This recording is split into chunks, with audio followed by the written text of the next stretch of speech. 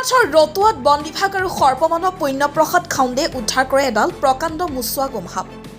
ৰতুৱাৰ দেৱজিৎ বৰা ঘৰৰ কাষতে ৰাখি থোৱা কাঠৰ মেজত সোমাই আছিল প্ৰায় ৩ ঘণ্টা ধৰি। সাপডাল প্ৰত্যক্ষ কৰাৰ পাছতে পাভৈ আঞ্চলিক বন বিভাগক খবৰ দিয়াত বন বিভাগৰ এটা দলৰ লগতে সৰ্পমানৱ পুণ্যপ্ৰসাদ খাউণ্ড উপস্থিত হৈ সাপডাল উদ্ধাৰ কৰি পাভৈ বনাঞ্চলত এৰি দিয়াৰ বাবে লৈ যোৱা হয়। সৰ্পমানৱ পুণ্যপ্ৰসাদ খাউণ্ডে যোৱা বৰ্ষত প্ৰায় ১০০ডালৰো অধিক সাপ উদ্ধাৰ কৰিছে। News text report, big news.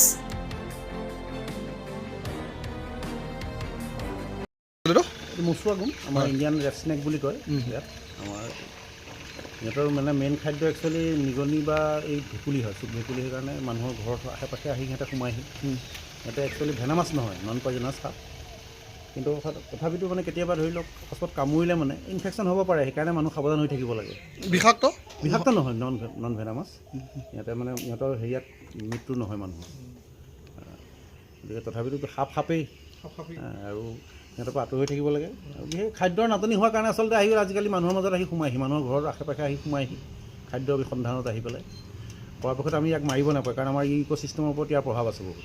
পৰিৱেশটো বহুতখিনি ভাল কৰি থয়। ইক'লজিকেল বেলেঞ্চৰ কাৰণে এইটো বহুত দৰকাৰী বস্তু তাৰমানে। সেইটো তথাপিতো মানুহ সাৱধান হ'ব লাগে। দেখিলে মানে অলপ আঁতৰ হৈ গ'লে জনা মানুহক খবৰ দিব লাগে, সেইটোৱে আৰু। আপুনি কিমান দিন হ'ল জড়িত হৈ থাকে? মোৰ হ'ল আজি 15 বছৰ 20 বছৰে হ'ল। মই আচলতে এনেকৈ ওলোৱা নাছিলোঁ, সময়ৰ অভাৱ কাৰণে যেনি তেনি মাতে যাবলগীয়া হয়। তথাপিতো এতিয়া মানে অলপ ওলাই দিছোঁ আৰু য'ত ধৰি আমাৰ আশে পাশে বিশ্বনাথ চাৰিআলি। কিমান মান সাপ এতিয়ালৈকে ৰেস্কিউ কৰিছে? বহুত, যোৱা বছৰে মোৰ দেন 100 হৈছে। এইবছৰে আৰম্ভ হৈছে, এতিয়া ছবাৰ 8 দিন 10 দিনমান হ'ল এইবাৰ। এইটো নতুন ছিজনত এতিয়া ওলাব, গৰম দিন আহিছে। ক'ত এৰে এইখিনি? সেইখিনি আছে আমাৰ পাভৈ, ডাঙৰ হ'লে বিহালী ফৰেষ্ট আছে, পাভৈ ফৰেষ্টটো আছে, তাতে এৰি দিয়া হয়। মোৰ নাম পুণ্যপ্ৰসাদ খাউণ্ড।